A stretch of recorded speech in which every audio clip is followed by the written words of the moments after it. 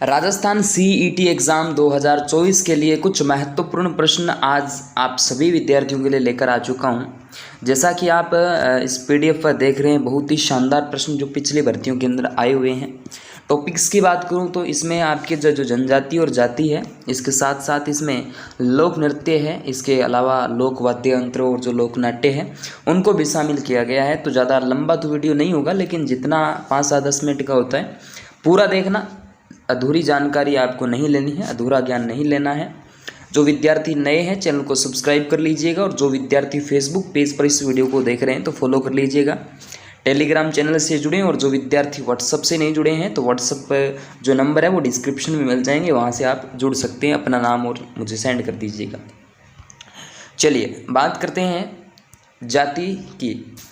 भील जनजाति के सामाजिक रिवाजों और अर्थव्यवस्था के लिए सर्वाधिक पसंद यानी पारिस्थितिक इकोलॉजिकल एवं परंपराओं वाला जो वृक्ष है वो कौन सा है।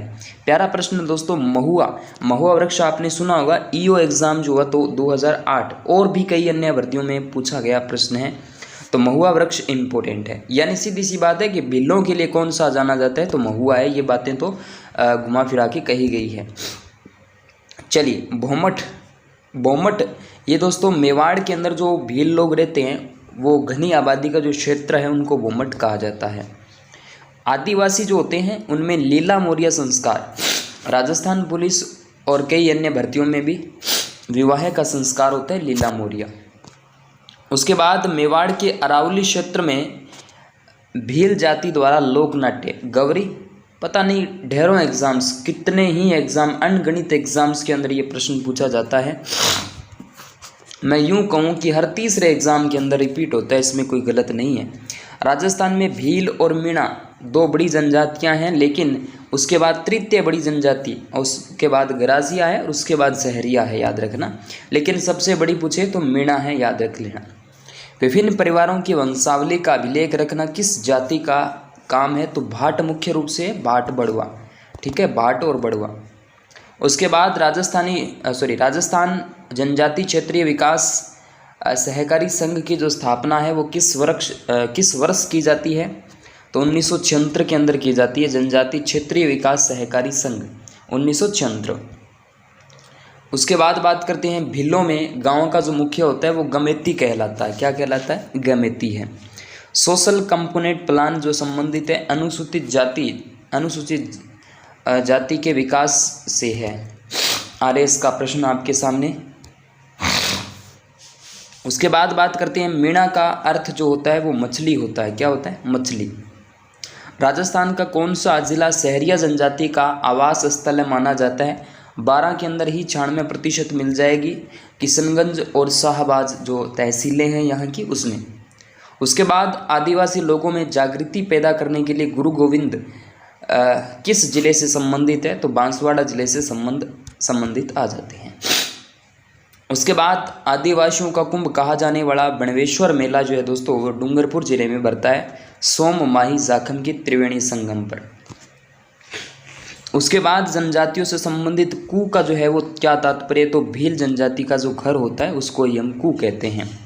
उसके बाद देखिएगा भूरिया बाबा आराध्य देवता है गोड़वाड़ मीणाओं के। किसके हैं भाई? गोड़वाड़ मीणाओं के हैं। चलिए ये देखिएगा, अब जो आपके प्रश्न आएंगे वो आपके लोक नृत्य, लोक नाट्य और जो नाटक वगैरह उनसे संबंधित। मुँह से बजाया जाने वाला वाद्य यंत्र पूछा है आपसे तो बता दीजिएगा अलगोजा। अलगोजा राजस्थान का राज्य वाद्य यंत्र रहेगा। लांगुरिया गीत ये केला देवी की आराधना में गाया जाता है, इम्पोर्टेंट है। उसके बाद गिंदड़ नृत्य जो है दोस्तों, गिंदड़ नृत्य है, इसका संबंध शेखावाटी में है होली के अवसर पर। तार लगा वाद्य यंत्र जंत्र है, याद रखना जंत्र।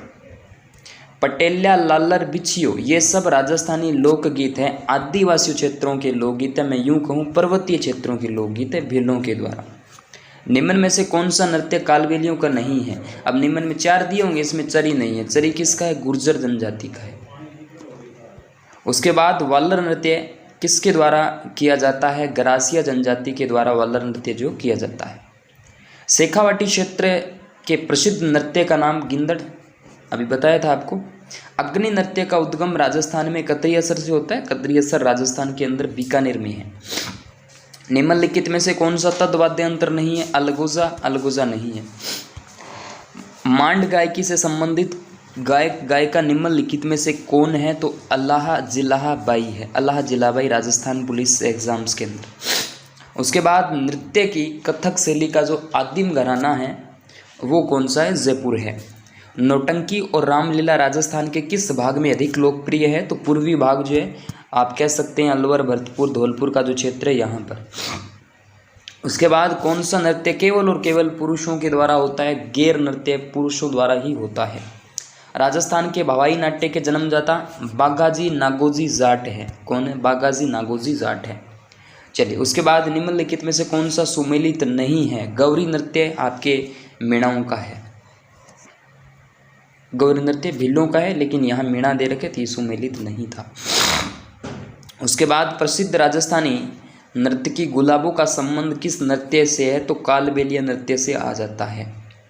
उसके बाद मांड गीत राजस्थान के किस क्षेत्र से जुड़ा हुआ है? तो बीकानेर और जैसलमेर से जुड़ा हुआ है। प्रसिद्ध बम नृत्य का संबंध किस क्षेत्र से है? तो भरतपुर से आ जाता है। उसके बाद लोकप्रिय अग्नि नृत्य का आरंभ एवं आयोजन किया जाता है तो बीकानेर में किया जाता है। वह मेव नृत्य जिसमें स्त्री और पुरुष दोनों भाग लेते हैं रणभाजा नृत्य है। कौन सा है? रणभाजा है। नृत्य जो केवल पुरुषों द्वारा किया जाता है कच्ची घोड़ी नृत्य, बिल्कुल। इसमें पुरुष जो होते हैं महिलाओं के वेश धारण करते हैं, लेकिन जो नृत्य करते हैं वो केवल पुरुष लोग ही होते हैं।